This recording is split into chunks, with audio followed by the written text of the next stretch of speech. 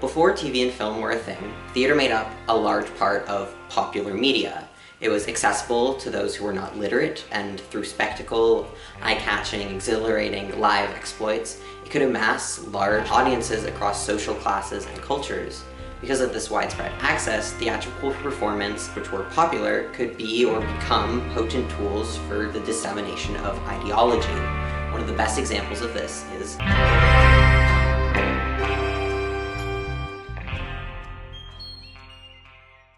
what is a Wild West show?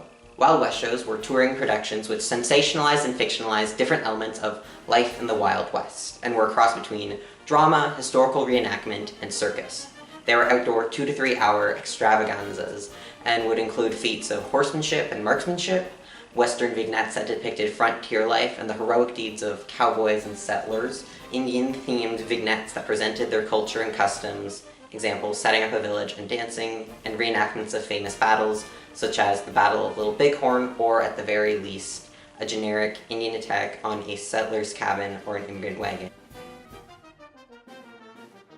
These shows began in America and would travel around the world. The focus of this video, hopefully, is to detail the effects of these shows on popular culture and consciousness, specifically in how they are in part responsible for the creation of this American myth and all the consequences of that continue to this present day.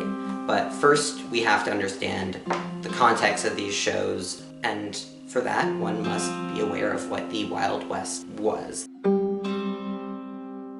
The Wild West, so to speak, was the non-colonized or settled western half of the United States, spanning from 1861 to 1895.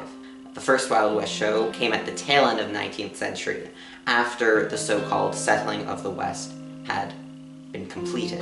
Anybody know why this stage has a cavalry escort? The cavalry is here to represent our manifest destiny. Oh, what? To protect us from the Indians.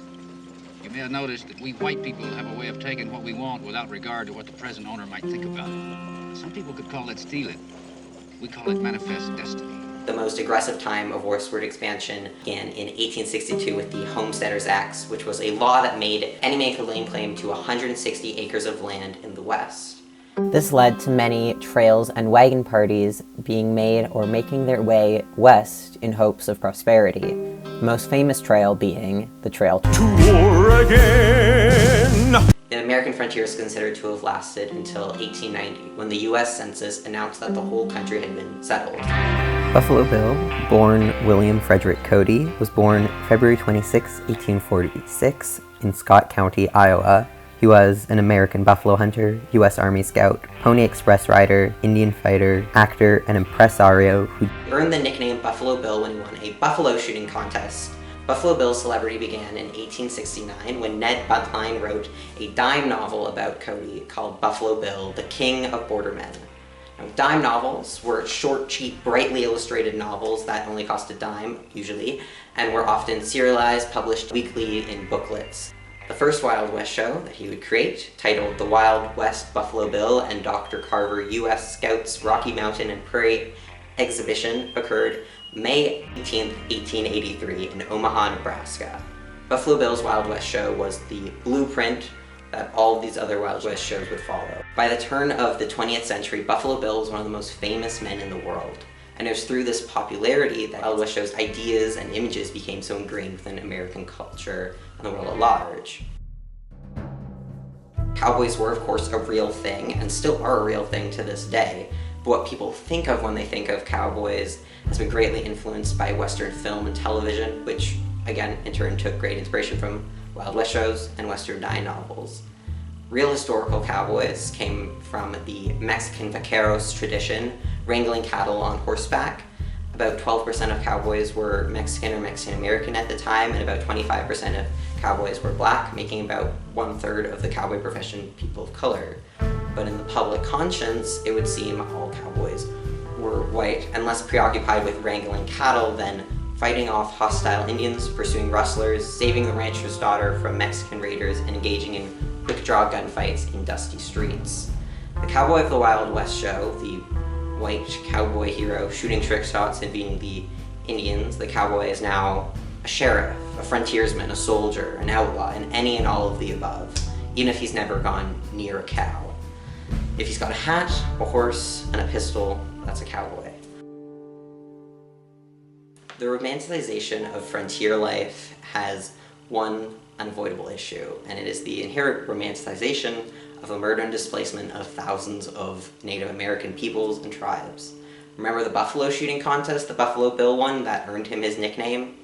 This was at a time when the US Army would urge and even pay people to kill as many buffaloes as possible with the end goal of starving and destroying the Native people's culture that relied on buffalo. It was during this time that Cody and his hunter friends made a contest of shooting as many buffaloes as possible, and Cody won, earning him the name Buffalo Bill.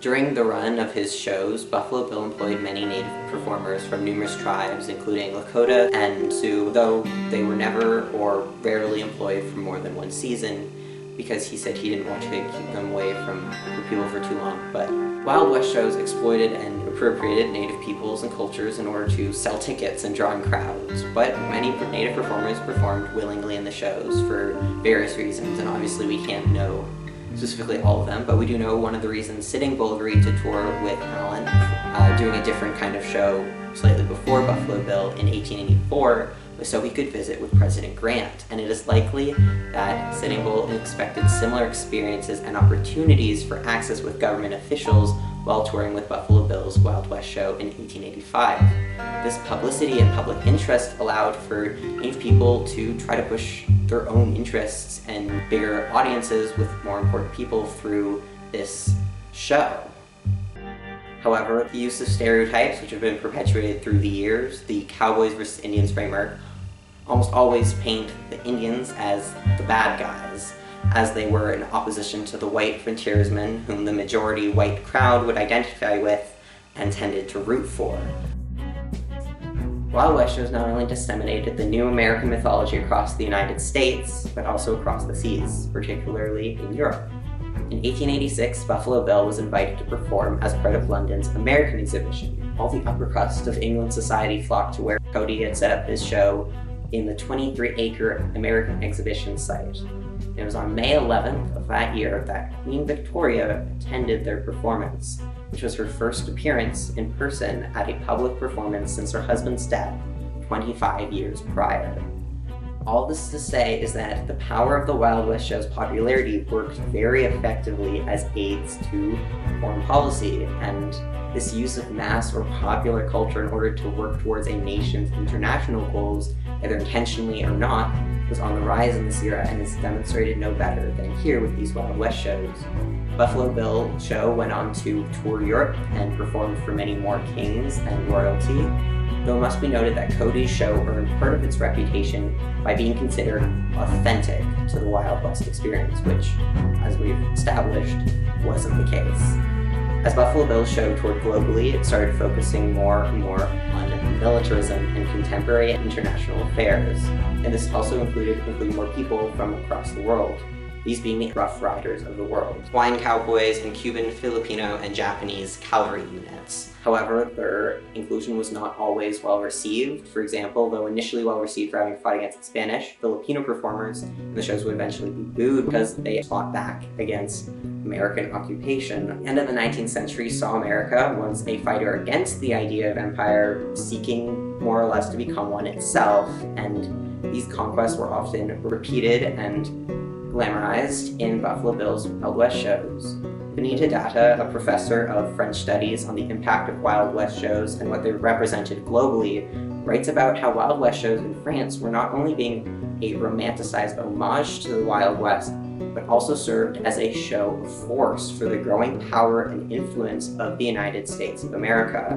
Wild West shows heralded in the turn of the 20th century with a very clear message. The United States had ridden in on horseback, gun in hand, and conquered the West, and next they would conquer the world.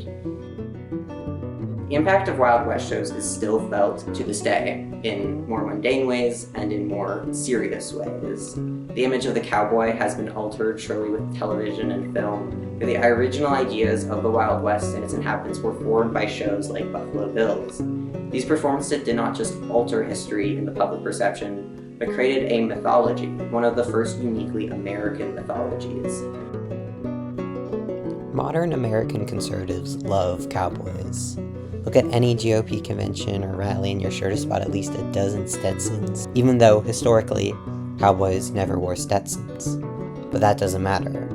Actual history isn't what's important here. That's sort of the point I've been trying to make this entire video. It's the idea of a history, of rugged men on horseback, that Wild West shows began, which so many modern-day sheriffs and people style themselves after, thinking themselves as the law of the land. Wild West shows, regardless of what they were or their intentions at the time, set in motion an ideology which would eventually snowball into movements of racist, gun-toting American exceptionalism. I'm not saying that Wild West shows are solely responsible for the current state of American politics, far from it, but this idea that was created for the purpose of entertainment holds consequences today. Popular culture began this, and in recent years it's begun to make steps to try to undo some of the damage, both by showing more nuanced portrayals of the Wild West and also by lampooning the modern sheriff who thinks himself a cowboy. Find that there is no one on God's green earth who is a greater enforcer of the laws of this land than Roy Tillman. Why do I feel like there's a but here? But what you need to know is that I am law of the land, elected by the residents of this county to interpret and enforce the Constitution given unto us by Almighty God. Freedom. Amen. This isn't a case of those who don't learn history are doomed to repeat it, but instead that those who idolize a false history doom us all by wanting to.